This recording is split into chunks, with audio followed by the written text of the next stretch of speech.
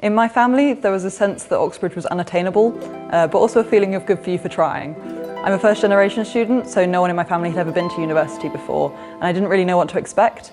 But when I got here, I realised that there are loads of people in the same boat. Hi, I'm Sarah, and I study the 4-year classics course at Fitzwilliam College, Cambridge.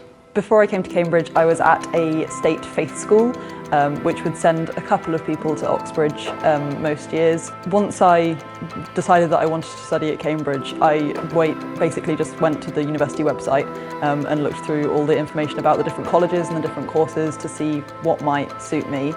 I also went on Twitter and found the CamTweet initiative, where Cambridge students tweet about their daily lives, and I could see what they were doing and see if that was the sort of thing that I might enjoy doing as well. I visited on an open day, which was a really incredible opportunity to look around some colleges, talk with some of the academics from the classics faculty, and get a sense of what they might be looking for in a student and what I might be looking for in a course. I also got to talk to some of the directors of studies for my course, who are the people who oversee your academic life at Cambridge. If you've grown up with Cambridge being this mythical place, getting in doesn't feel possible. But once you're here, you'll realise it's the real world. I was really worried about feeling imposter syndrome when I came to Cambridge and feeling like I didn't deserve my place and like I wasn't actually doing as well as people thought I was. And that's still a thing that I experienced 2 years in. I'll have a DOS meeting and she'll be like, oh, it seemed to go really well this term. And I'll be like, oh no, they think I'm doing better than I am, it's all going horribly.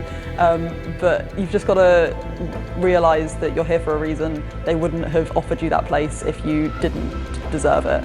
And all the work that you do is a stepping stone to work that you're going to do later in your degree, and it's about improvement. So even if you feel like you've handed in a really bad essay this week, that's fine. You're going to learn from it and you're going to get better.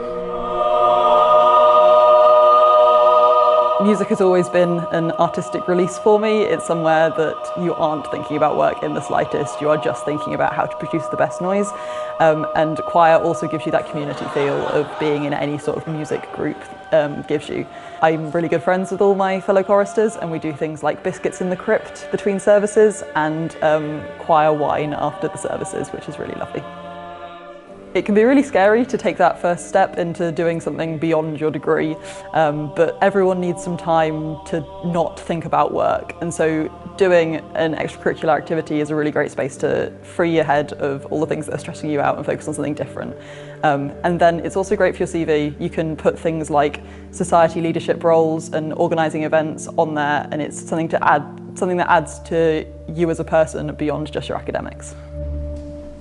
Nice one, team. Good first run. Strong as if you thought you got away with that breath. Living in a college is a great middle ground between living at home with your parents or whoever you live at home with and living independently in the big scary world. You're having to look after yourself, but you're also in an environment with other people who are also leaving home for the first time potentially, and with the catering facilities for if you're really scared and you don't know how to cook, and the JCR to help run things in Freshers Week and show you how to use the laundry facilities. It's like a supported step into living independently where you're not left out on your own.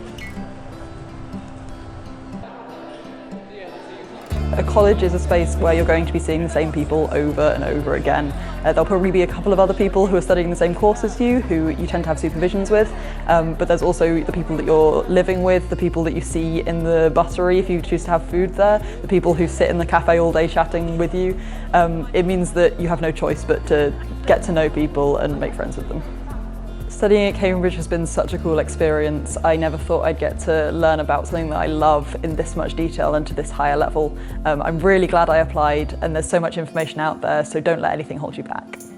One of the great things about Cambridge is the number of bursaries that are on offer to help you with your finances. Sometimes student finance isn't quite enough to cover all your living costs, but Cambridge is a university where they really want you to be able to focus on your studies without worrying about the financial impact of them. I received the Cambridge bursary, which is an extra £2,000 a year on top of my student finance. I don't have to pay it back, and it's a real relief to know that I've got that financial security.